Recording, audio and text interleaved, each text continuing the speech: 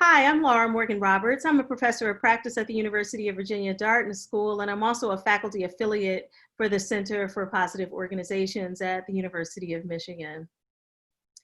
In trying times, our greatest strength comes from the power within.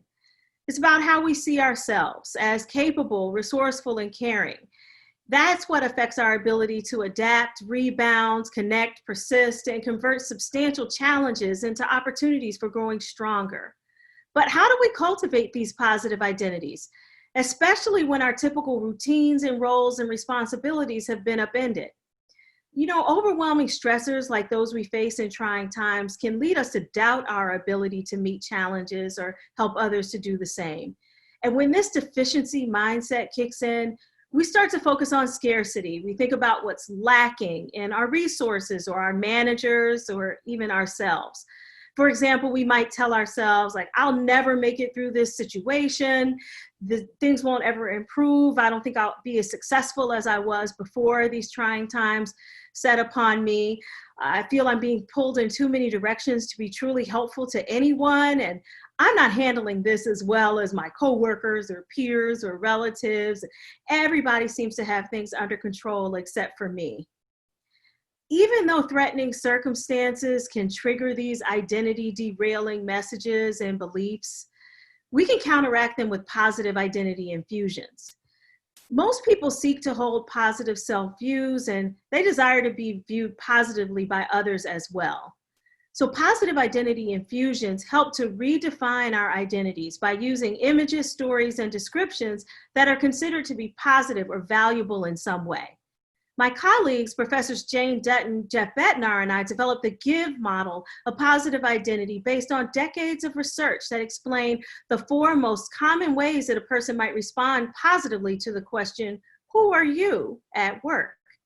And so in trying times, the G.I.V.E model highlights four pathways for cultivating and sustaining positive work identities. G is for growing, I is for integrating, V is for virtuous action, and E is for elevating self-worth.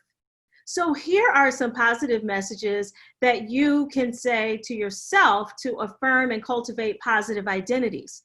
You can also use these prompts as ways to help your coworkers and people in your community or your family to cultivate and sustain their positive identities in trying times as well. First, ask yourself, how am I growing through this experience? Think about ways that you're making progress, sometimes gradually and other times maybe rapidly.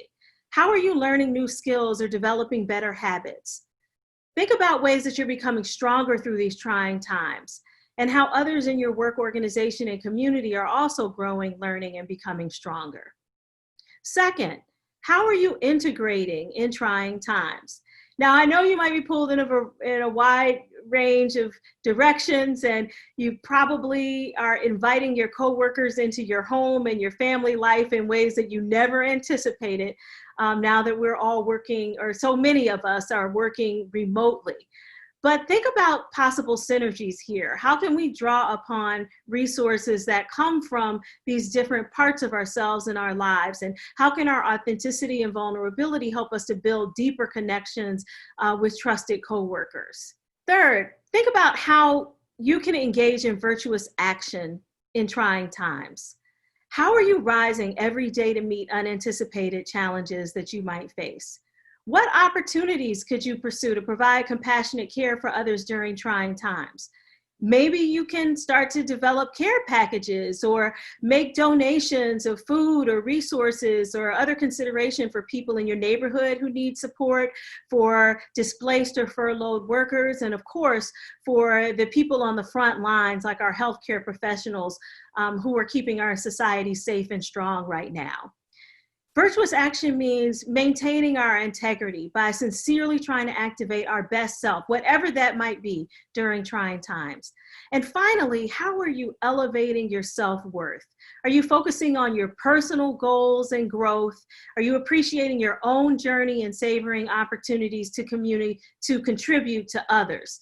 In trying times, it's important that we resist that urge to demean ourselves or others on the basis of social comparison. That means we might have to take a break from social media sometimes, get off of Instagram or Snapchat or other places that make it seem like everybody else has it all together, and not angle to be the best, but just become more strengthened by showing up as our personal best, being present and making that honest effort to achieve collective goals. As we raise the standard for personal and collective development, we're better equipped to inspire and activate the best in ourselves and others during trying times, but also in the years that follow.